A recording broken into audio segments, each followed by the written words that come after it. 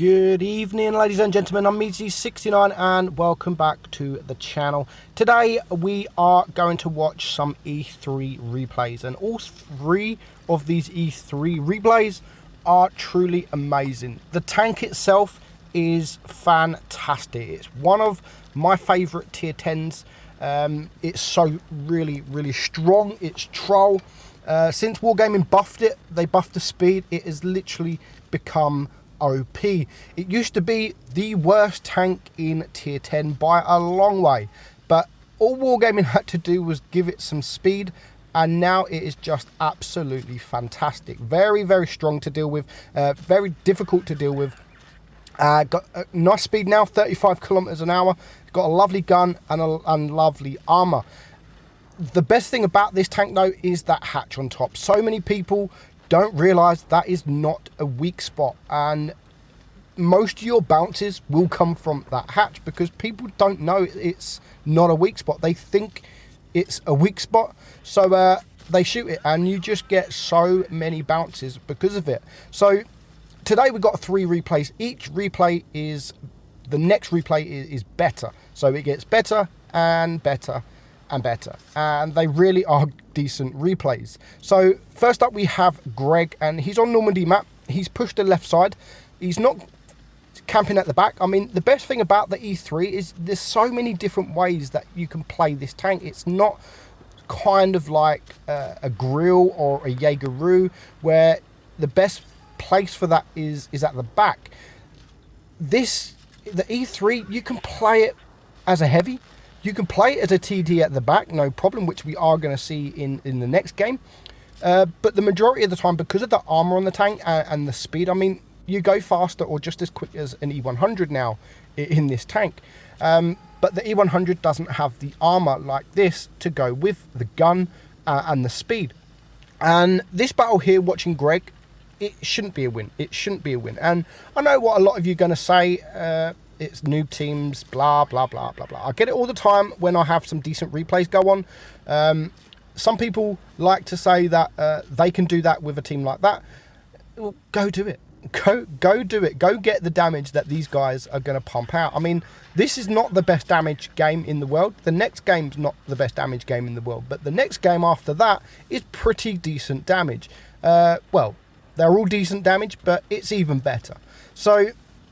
So far, it's 3 against 4. Now, his Object 268 is a one-shot. He's going to go for the Foch, but the Object 268 does take him out before the 121B can clear the Object 268. And now his last remaining medium is just going to rush YOLO, and he's going to die, which will leave Greg against 3. He is going to fail this HE. Took a little bit too long in getting that shot, and he only does 200 damage. Now, in an E3 against a waffle, a T22 and a 121B, that's pretty much full hit points. He may even be full hit points. You shouldn't be winning. Whether you're full hit points or not, you should not be winning when you're in an E3 that doesn't have a turret against 2 mediums, let alone 2 mediums and a TD.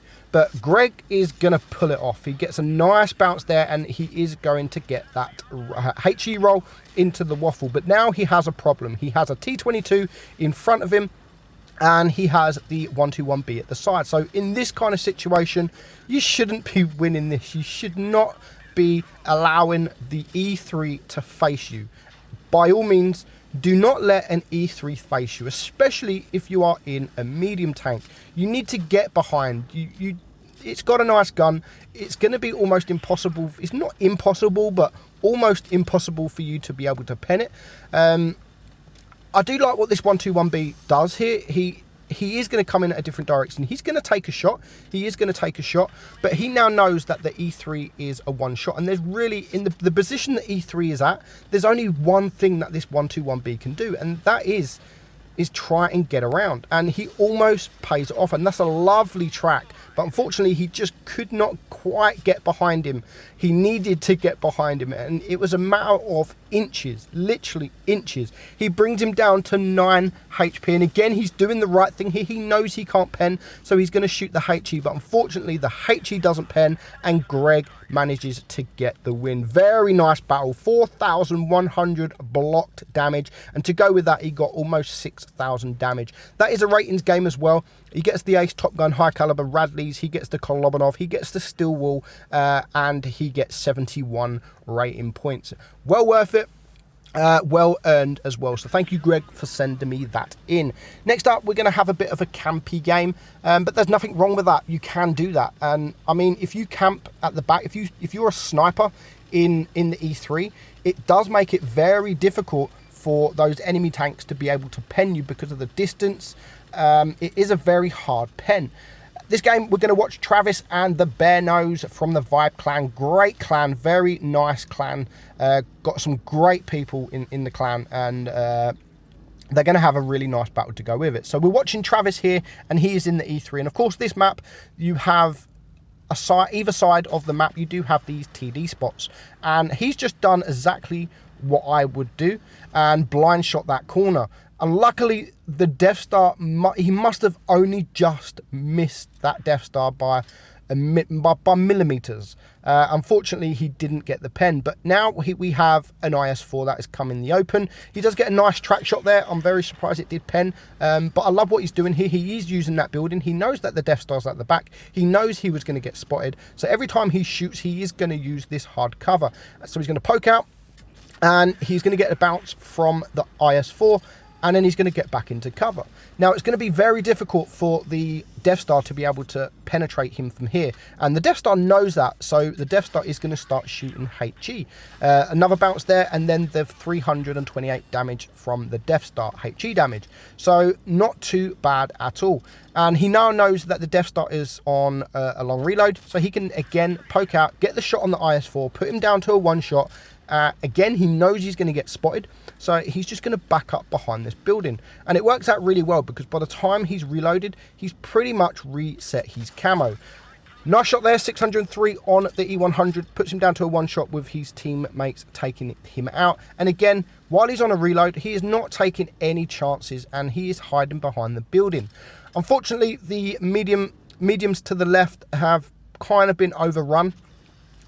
Maybe I think the Bear Nose could have gone a little bit more forward, but I didn't really see what was happening in that corner, so maybe he would have got wrecked. But I love this shot here on the T62, and the T62 had no freaking idea, and he doesn't even get spotted. Question mark, where the fuck did that come from? Look at the mini-map, know where the TDs are, and you would have known that there was an E3 in this corner. And that is how you should play your mediums and any tank, really. If there's a TD on a team and you know that he's been in this corner, try and avoid the corner. It's not rocket science. You know that the tank is there. So Travis at the moment, he's on 3.7k damage, and he's already bounced 1100 damage. So he's already had a respectable game. He's already had a really, really good game. 3.7k is very good, even if it was to end now. So there goes the T62A, brings it down to a 4 versus 5. However, there is a couple of tanks that is one shot, but the T57 takes out the mouse to now bring it down to a 3 on 5, and only 3.5 minutes left to go, and there's still plenty of hit points to get through. Now, he wants to help his teammate. He's not going to make the move yet. There is no reason for him to make the move. If he makes the move now, then he could easily get a side shot from the Death Star, who can probably HE this guy, and he could even kill him with a one shot if he starts poking out. Now, his patience pays off, because the FV402 didn't have the patience, and he poked forward and he gets a nasty shot from the E3, and that puts Travis up to 4,306 damage. And now there is a couple of tanks that is a one shot. However, we don't know where the T57 Heavy is gone, and we don't know where the Death Star is gone. We know where the Progetto is, we know where pretty much the other mediums are, who are both a one shot, and he is now spotted. Now, I don't know if that was the Progetto spotting him, or if it was a couple of tanks about to come to his right. So again, love the fact that when he's spotted, he doesn't move. He's just sitting there behind this building, and he's not taking any chances whatsoever. And again, his patience pays off because now the Progetto is going to come forward. The T62 is there, but he does take out the Progetto. The Progetto got a bit greedy there, and again, he forgot about the TD. And again, just like the T62, what the fuck? Unfortunately, the T57 heavy flanked round, and he actually pens two of his shots. The last shot he missed and the Death Star missed. So now he knows that both of these tanks are on a long reload. And unfortunately for this T57, the Death Star gets in his way in backing up. And Travis manages to clear him to bring it back down to a 3-on-3. 5,600 damage. He is a one-shot to the Death Star, so he does need to be very careful. And the Death Star bounces his shot on the E3. So now the Death Star is he still doesn't want to push him, because if he pushes him, he's not in, he can get penned, and he is a one shot. I mean, if he was on around 1200 damage, then I would have said you need to go push this Death Star, but he's not. He's only on, he's a low roll for this Death Star. He's a low roll, so he does need to be very careful. So he's the Bear Nose, great friend of mine, gets taken out from the FV422, and now Travis is starting to get shot from the T62. It is now a 2 versus 3. So there's a lot of work to do. Now the FV422 is pretty much now out of the game. The T62 is there, and Travis is just going to wait for him. Unfortunately, can't quite get the shot, and now he's reset his camo. I don't know if I would have done this. I would have maybe gone for the Death Star, but instead he's going to choose to go for the medium, which is the FV422. However, the E100 takes out the T62A. There goes the E100. The Death Star is on a long reload now, but he's gone to find the FV. There is only 40 seconds left on the clock, so there is not a lot of time left. He's still done a decent amount of damage. 2,000 block damage and 6,800 damage. Now, 30 seconds left on the clock. He still needs at least a mega high roll on the Death Star to win, or a high roll on, or just an average kind of roll on the FV422 to win. But with 13 seconds reload, now he has not got time to reload twice, so he's just going to go for the little bit of damage, and he doesn't even kill that guy. Low roll indeed, very low roll, but he is shooting APCR. So unfortunately, that is how it is going to end, on a bore draw. But very good battle, 7,364 damage. So thank you for sending me that in. Congratulations on the ace and the 7k, but unfortunately it just wasn't quite enough for the win. Maybe a little bit more time and you would have got there. Next up, I did say it was going to get better. We have a Pia, and again he's driving the E3. What a game this is. There's a couple of mistakes in it, and yes, there is many noobs in the game, and the first noob we're going to come up against is one of the most broke tanks in the game, who single-handedly probably lost the enemy the game, and that is the Foch 155. Here he comes. He is a TD, and he has gone on a full YOLO rush. He's trying to get behind the mediums, didn't really realize the E3 was there, and even though he got shot, I still don't think he knows that the E3 is here, and he manages to get almost 900 HE roll into the Foch, and the Foch is just going to get absolutely wrecked. There is quite a few tanks in that corner. There's only 2 mediums in this corner for his team, and there's about 4 or 5 different tanks. I think four different tanks in this corner, so they do need to be careful.